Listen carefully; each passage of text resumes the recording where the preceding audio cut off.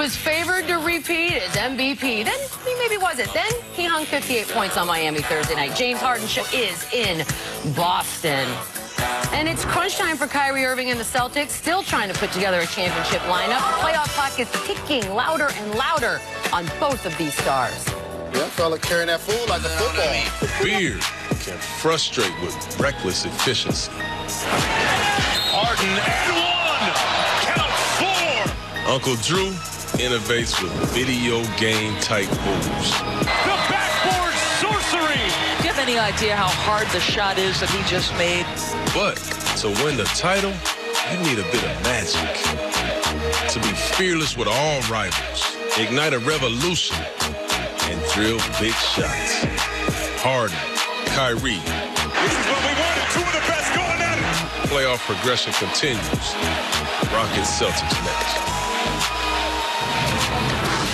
Welcome to NBA Countdown, presented by Straight Talk Wireless. Big shot with the voiceover. Inside Studio H. That was a great opening. I can read a little bit. The big three, represented, of course. Chauncey Billups, Jalen Rose, Paul Pierce. My name's Michelle Beadle. Two of the best offensive players in the league go head-to-head this afternoon. Impending free agent Kyrie Irving for the Celtics. MVP candidate James Harden for the Rockets. Their teams are both running a somewhat disappointing 5th in their conferences, and both seen as capable of so much more. Let's tackle the Celtics first. They finished February 5-6, only 2 wins in the last 8 games. They finished ranked 17th in net rating, behind Minnesota and Chicago. And Celtics co-owner Whit Grousbeck said Saturday that this has been, quote, the worst February he can remember, Paul. Do you agree? I don't agree, because in 2006, 2007, that was in the middle of our 18-game losing streak. Which we didn't. I lost for the whole month? Which I think we lost for the whole month, which we didn't make the playoffs. At least this team is going somewhere, and they have time to turn it around. That's fair. So much is being talked about struggles, whose fault, who's what. We don't hear a lot about Brad Stevens. Where does he stand as far as the blame is concerned?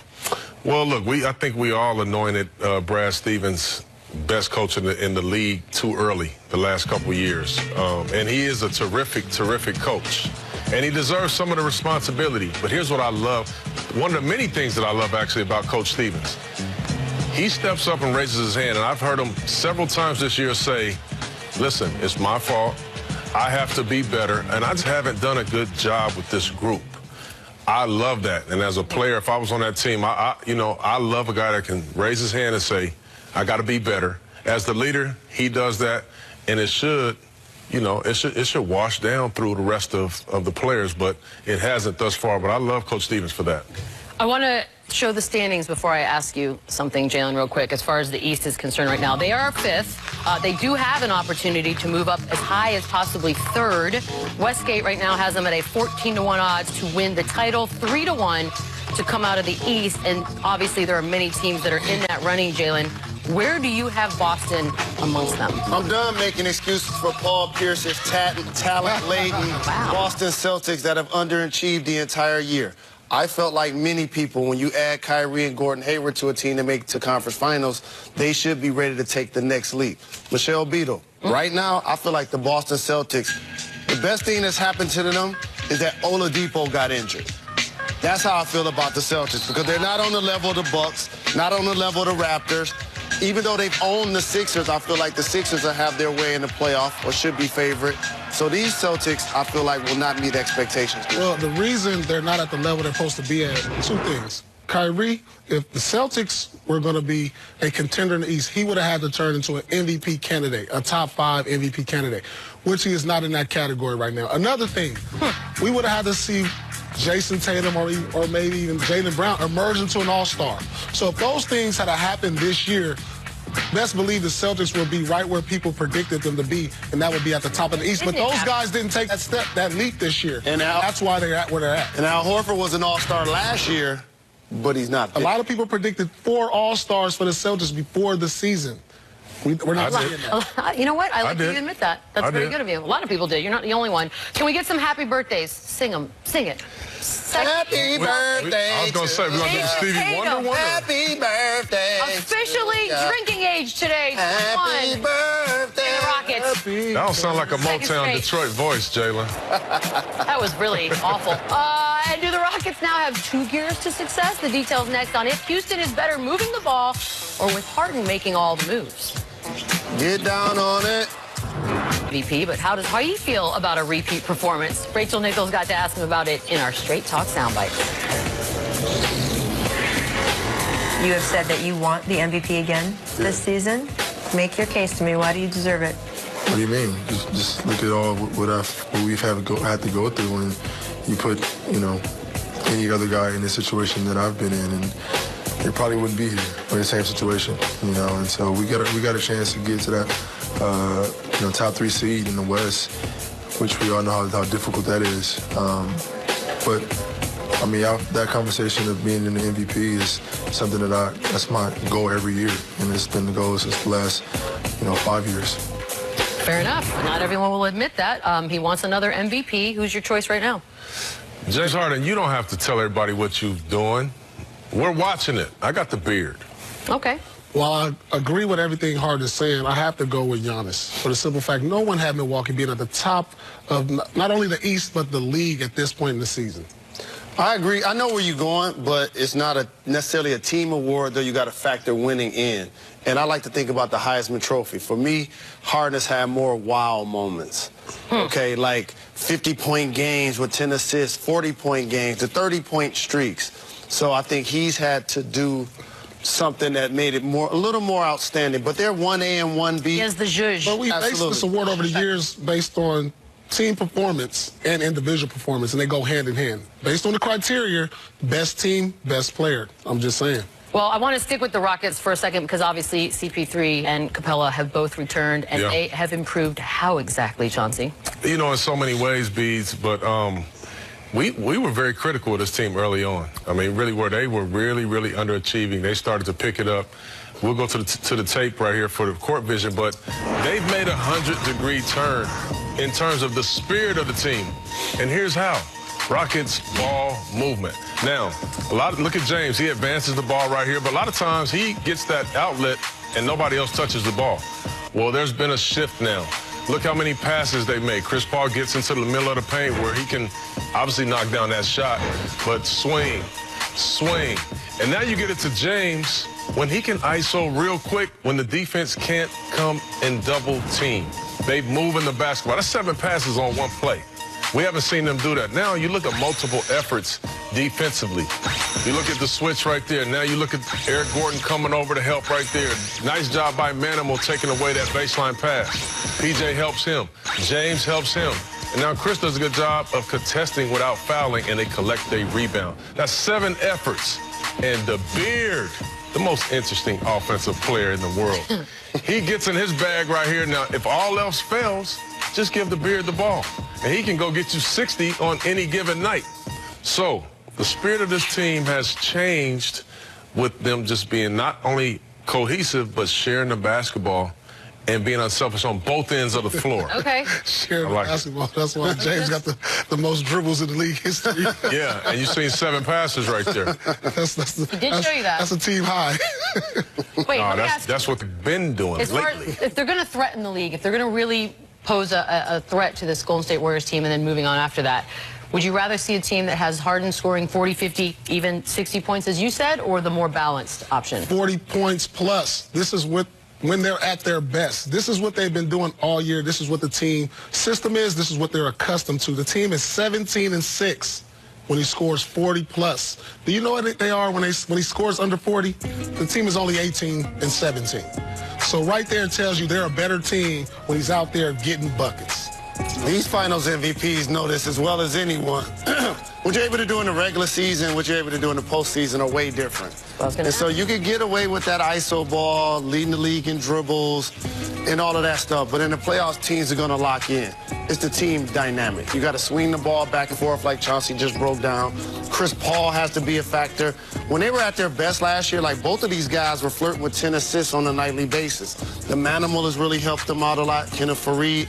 But I think James Harden has to rely on the guys around him to make the game a lot easier. I just don't see how you change your style of play once the playoffs start, though. This is how they play. Well, I want to throw the standings up there as a reminder.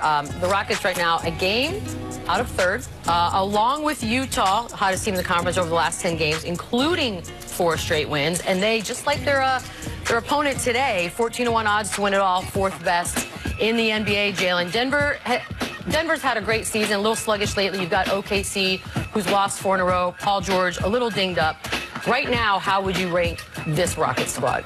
I think the Rockets and OKC are the 2 teams I give the best chance to upend the Golden State Warriors or take them to a long series, because they both have 2 savvy veterans that they can rely on. That each team has an MVP, and then obviously you have Chris Paul and Paul George now playing at an MVP level. So I trust them in the playoffs. For the Nuggets, to me, it's going to be a lot to do with home court advantage and matchups if they're able to possibly make it to the conference finals. Mr. Defense, you're the Celtics today. On defense, what do you take away, or what do you try to take away from the game? Well, you have to show James Harden some different coverages. First of all, you have to trap him sometimes.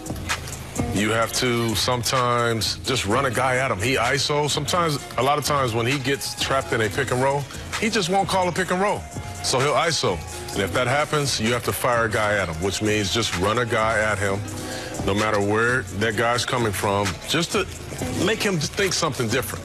Because as Paul said, when he gets 40, you're in trouble. You're in trouble. And he can get 40 on any given night. Not let him get 40. Seems simple. SportsCenter tonight on ESPN after LAFC Sporting Kansas City with Steve Levy and John Anderson. Breaking down the NCAA field from top to bubble.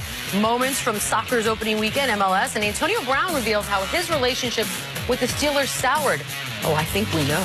SportsCenter, 10:30 Eastern on ESPN and the app. Coming up, Kyrie Irving is the most clutch player in the league, but is it more style than skill? Scoop Jackson gets all caffeinated and talks about Kyrie's trend. He breaks it down. Chris Paul passing Karl Malone for 10th on the all-time steals list on Thursday. Next on the list, Spurs legend Alvin Robertson. He had a mean dice game. May or may not be old enough to remember a character called Mars Blackman, hypothesizing that the thing that made Michael Jordan as great as he was just had to be the shoes. Flash forward 30 years, and the show-stopping exploits of Kyrie Irving. How does he do it? It's got to be the shirt tail. Here's Scoop Jackson.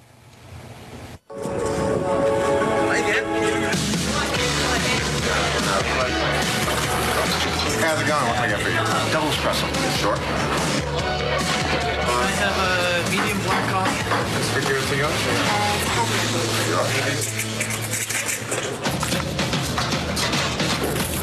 What the?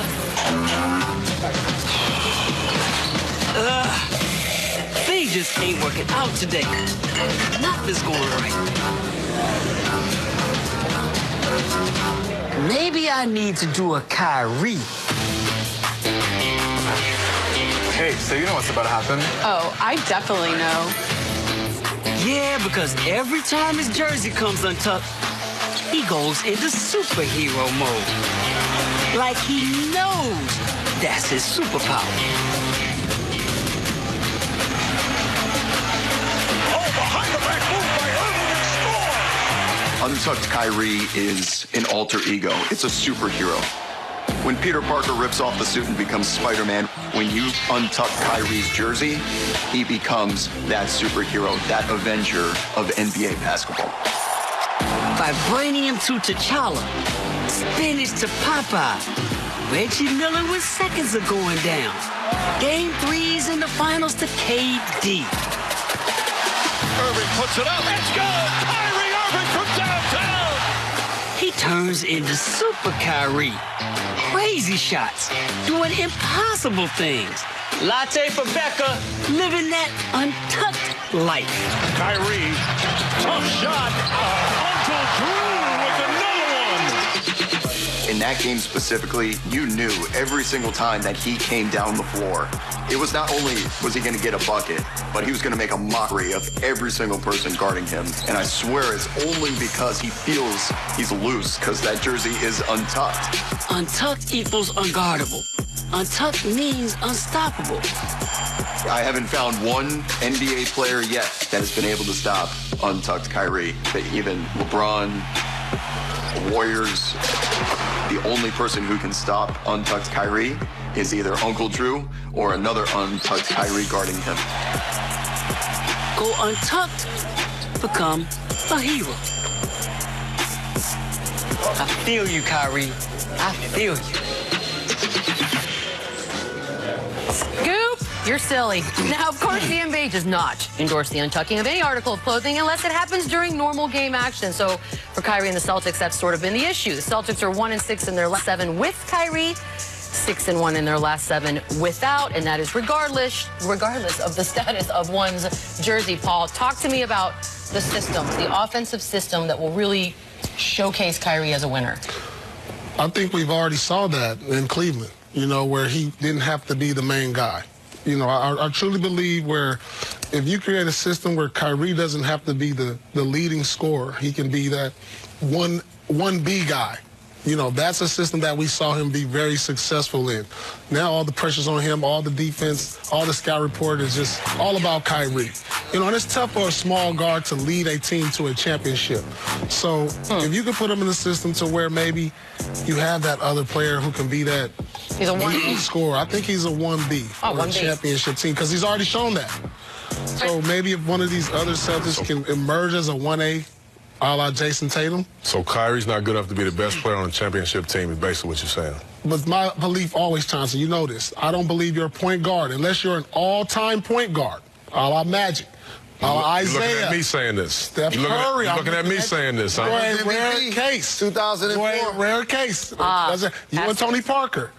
Outside of that, Magic, Isaiah, Steph Curry, all-time guards. I don't think can be your best player to win a championship. So and I'm with you on this. So basically you're saying Steph is on a level, yes, Kyrie isn't. All time. We already put Steph Curry on a top 3 or 4 all-time point guard status. Then that begs the question. He is going to be a free agent. We put the numbers up with and without him on the court. What do you do if you're Boston?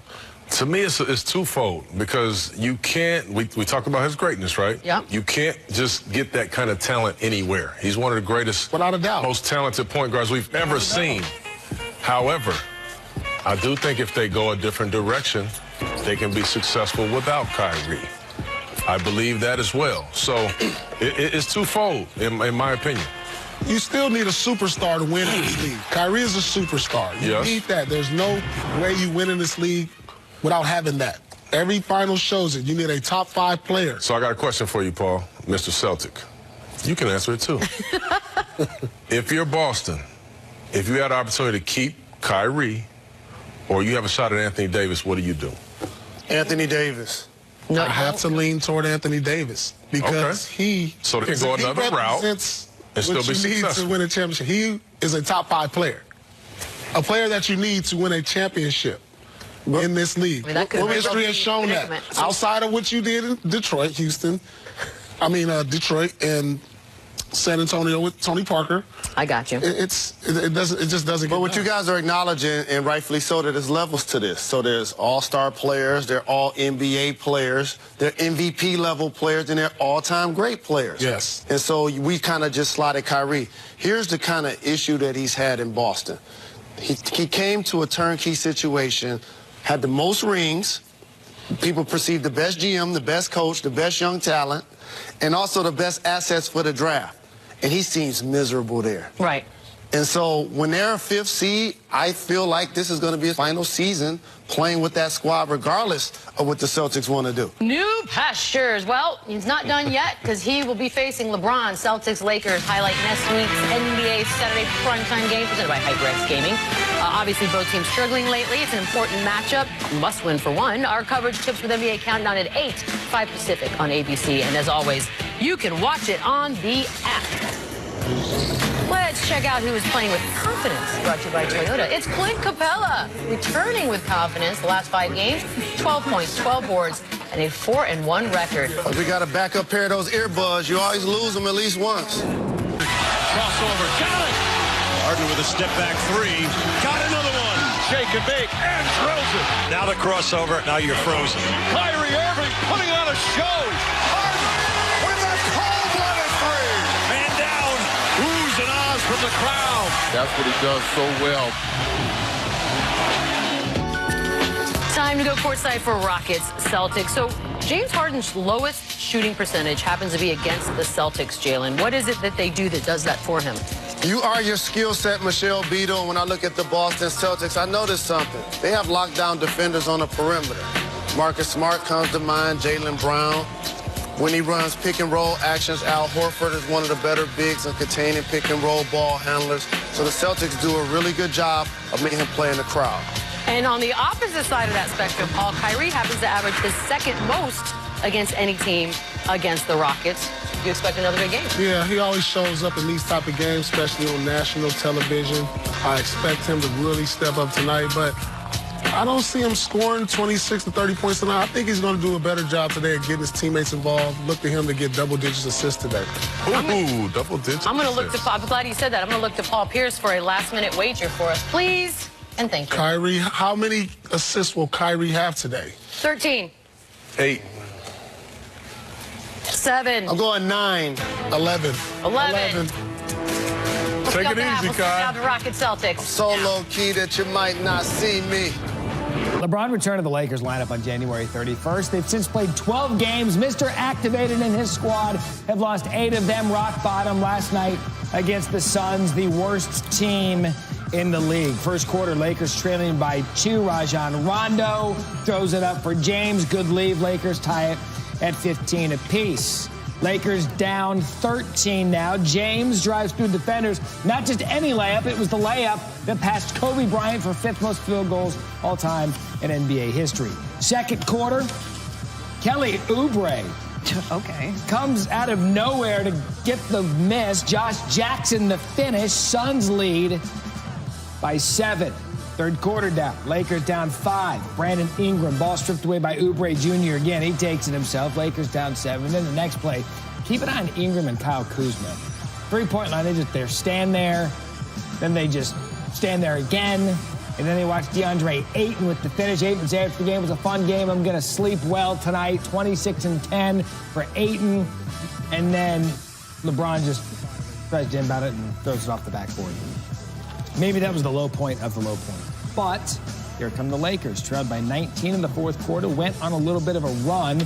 James knocks down the 3. Lakers within 8. In fact, from the 6-minute mark on, Lakers went on a run to get them within striking distance. Here's James again. Lakers pull within 3, 27 points, 9 rebounds, 16 assists.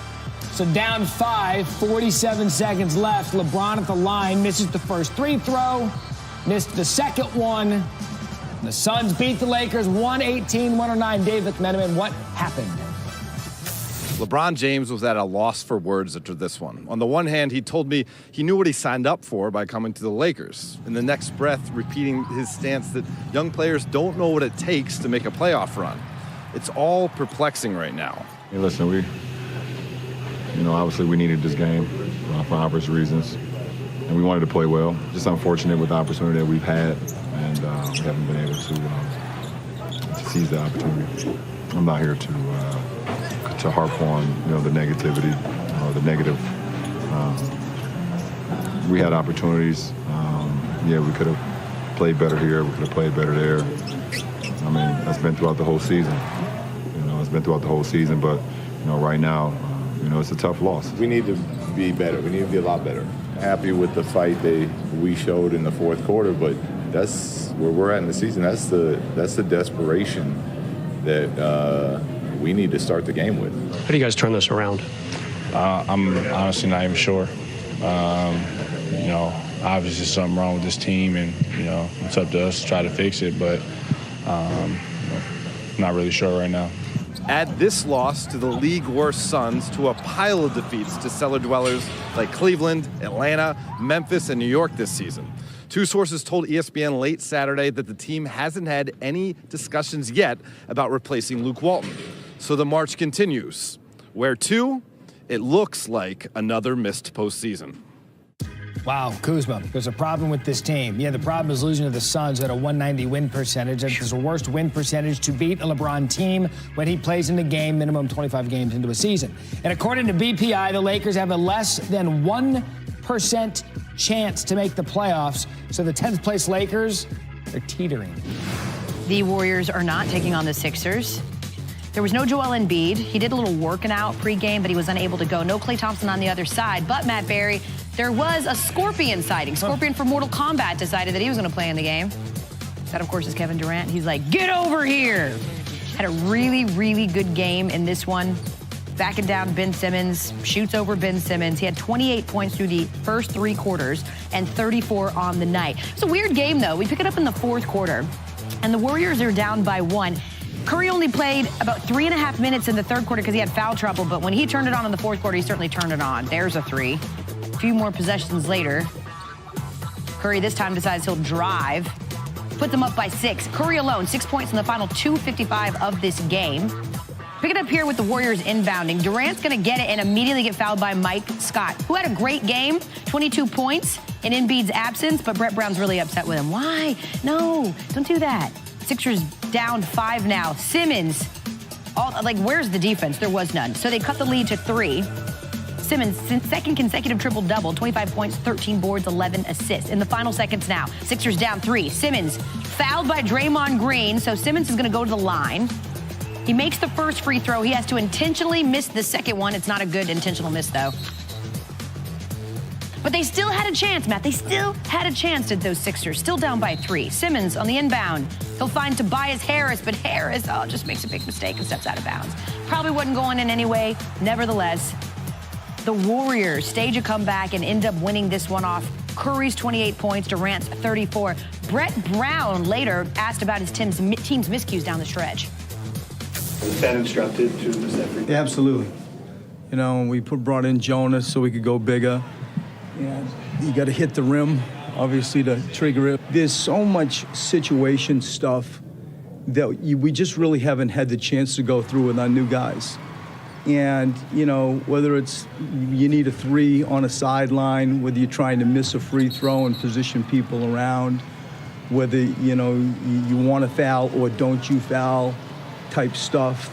Even though these guys are great players and have been around the league a long time, you know, every coaching staff is sort of different, and, you know, some of it isn't their fault, you know, it's nobody's fault. It's just the fact that we've been with each other for a minute, and at times like that, it rears its head. Rears its head quite a bit, actually. Sixers have had a lot of issues closing games out, really all season long. In the final 5 minutes, when they're tied or ahead by 5 or fewer, only the Nets have a worse net efficiency rating than Philly does, at least among teams currently in the playoff picture. You know how teams always try to downplay wins right now? Yeah. Not the Warriors last night. Yeah, they've lost 2 in a row. Being without Clay, without Loon, you know, playing against a great team on the road. Definitely one of the best wins of the year. These feel-good kind of games where you just figure out how to win. It's very kind of playoff-esque, and we want to build that kind of mentality and expectation down the stretch of the season. A lot of teams kind of racked up on the East Coast, and it's going to be a battle in the playoffs. I'm looking forward to seeing it. You know, we got our work cut out for us on the West side as well, so who knows? It's up in the air this year. Some numbers with your coffee this morning. Warriors scored 120 points for the 30th time this season. That is 5 more games than any other team in the NBA and already matches their total from all of last season. Golden State also did most of its damage in the 3rd quarter, outscoring the Sixers by 15. That's not really anything new for these Dubs. On the season, they've outscored their opponents by 195 points in the 3rd quarter, which is the best in the NBA. And finally, that 3rd quarter surge is what led Golden State to the comeback victory, as you just saw. Warriors have 13 wins when trailing by at least 10 points this season, 2nd most in the NBA, behind only